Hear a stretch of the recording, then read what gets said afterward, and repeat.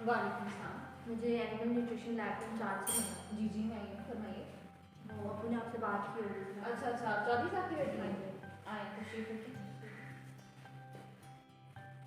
आपने क्या किया? BS के।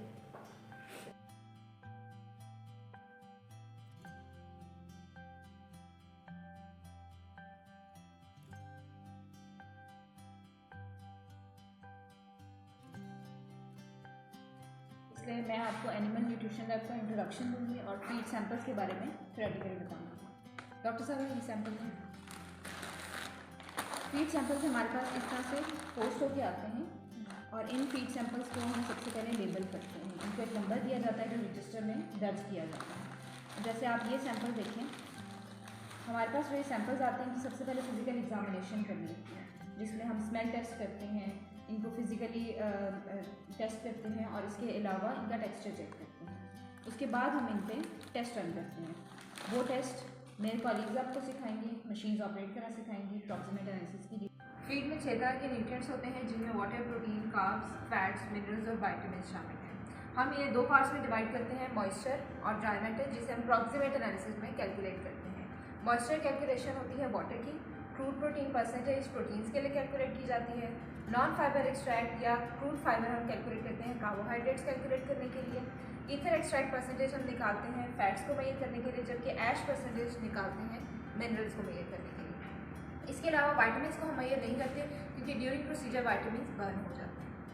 जब भी कोई फीड सैंपल आता है उसके लिए सबसे पहले ज़रूरी है कि हम ड्राई मैटर और मॉइस्चर को सेपरेट करें। ड्राई मैटर और मॉइस्चर को सेपरेट करने के लिए हॉट एयर ओवन का इस्तेमाल करते हैं। हमारे पास जो है हॉट एयर ओवन है, इसका टेम्परेचर 135 डिग्री सेल्सियस तक होता है, लेकिन हम 75 डिग्री सेल्सियस पर रखते हैं और हम अपने फीड सैंपल को 24 आवर्स के लिए हॉट एयर ओवन में रख देते हैं। प्रोसेस के बेसिकली 3 स्टेप्स आते हैं। सबसे पहले हमारे पास है जर्डार डाइजेशन असेंबली। यहाँ से हमारे पास जो प्रोटीन होती है वो डाइजेस्ट होती है और नाइट्रोजन न्यूट्रिएंट हो जाता है। नेक्स्ट हमारे पास आती है डिस्टिलेशन असेंबली। आए मैं आपको वहाँ लेके चलूँगी। हमारे पीएचडी स्कॉलर हैं जो इस टाइम पे वर्क कर रहे हैं। ये हमारी डिस्टिलेशन असेंबली है। यहाँ हम केमिकल रिएजेंट में नाइट्रोजन को ट्रैप। हमारे पास प्रोटीन सोर्स सोयाबीन मीट है, इसमें हम फूड प्रोटीन की वैल्यू फाइंड करने के लिए जर्डार प्रोसेस यूज़ करेंगे।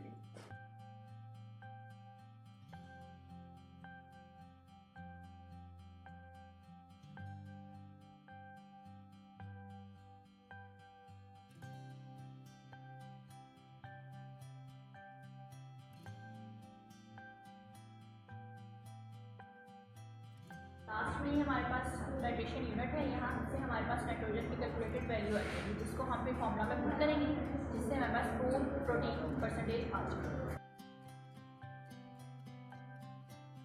लास्ट में हमारे पास क्रूड फाइबर को मेजर करने के लिए जो ऑपरेटर्स है वो है रॉ फाइबर एनालाइजर। इस ऑपरेटर्स में हम एट ए टाइम 6 सैंपल्स को रन कर सकते हैं, बट एट द मोमेंट हमारे पास 2 सैंपल्स हैं जो इन प्रोसेस है। और इम्पॉर्टेंट कंपोनेंट फैट है, जिसको हम मेजर करने के लिए सॉक्सलेट ऑपरेटर्स यूज़ करते हैं, लेकिन जो इसमें हमारे पास वैल्यू आती है वो ईथर एक्सट्रैक्ट परसेंटेज में आती है।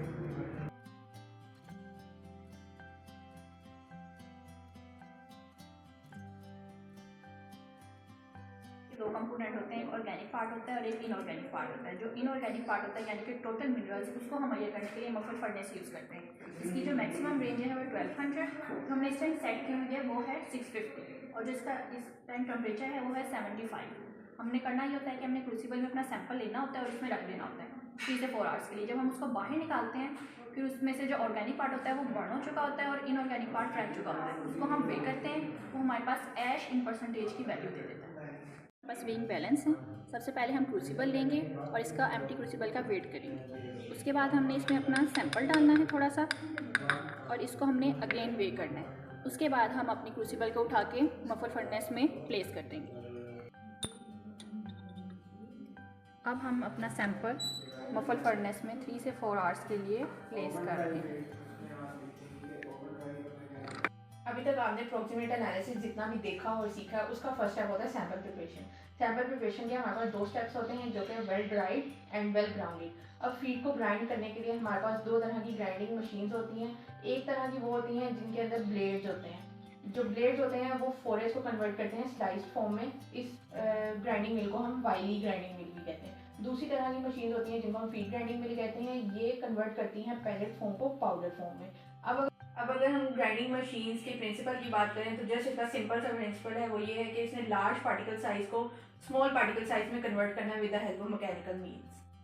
हमारी लैब में आइका कंपनी की ग्राइंडिंग मशीन है जिसकी स्पीड 3000 से 6500 रेवोल्यूशन पर मिनट है। इसके अलावा यहाँ पर ऑन एंड ऑफ स्विच है। अब अगर हम इसके पार्ट्स की तरफ मूव करें तो फर्स्ट ऑफ ऑल हमारे पास लॉक है। जब हम लॉक को ओपन करते हैं जो फर्स्ट चीज़ हमें नज़र आती है उसे हम रोटर या सेंट्रल शाफ्ट कहते हैं। इसके साथ 3 to 4 हैमर्स अटैच होते हैं। और अगर हम देखें तो हमारे पास सीव है, यहाँ पर सीव का साइज़ 2 mm है। इसके अलावा हमारे पास डिफरेंट साइज़ में भी सीव्स अवेलेबल होती हैं। अब अगर हम इसके आउटर पार्ट्स की तरफ मूव करें तो फर्स्ट ऑफ ऑल हमारे पास इनलेट होती है जिसका सेकंड नेम होपर भी है।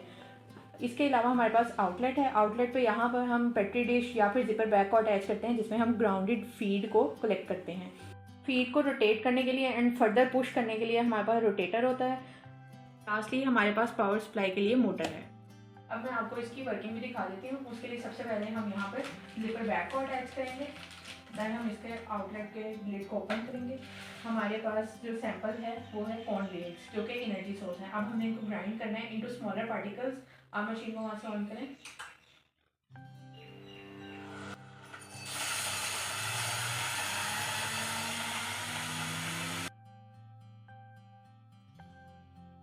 ये हमारे पास कॉर्न ग्रेन सैंपल आया था जिसको अब हमने कम्प्लीटली फाइन पाउडर्ड फॉर्म में कन्वर्ट कर लिया है।